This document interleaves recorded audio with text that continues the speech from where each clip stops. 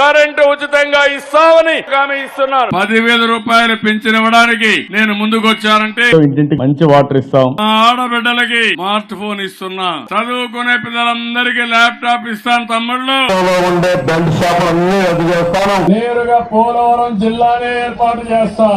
సంఘాలను ఆదుకుంటాను. రుణాల్ని పూర్తిగా మాఫీ చేసే బాధ్యత తెలుగుదేశం పార్టీ తీసుకుంటాం. రాష్ట్ర ప్రభుత్వం ఎటువంటి డ్వాక్రా రుణాలను మాఫీ చేయలేదు అధ్యక్ష. నేను ఆ రోజు కొన్ని హామీలు కూడా ఇచ్చాను. అన్ని హామీలు కూడా నెరవేరాలంటే చాలా కష్టం. ఆడబిడ్డ నిధి కింద నెలకు 1,500 రూపాయలు డైరెక్ట్ గా మీ అకౌంట్ లో వేస్తా.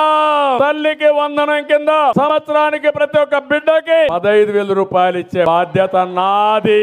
సంవత్సరానికి 3 సిలిండర్లు ఉచితంగా ఇవ్వాలని నిర్ణయించా. ఉచితంగా ఆర్టీసీ బస్సుల్లో ప్రయాణం చేయొచ్చు. ఇప్పుడు చెప్పండి, మిమ్మల్ని ఆదుకునే పార్టీ ఏది?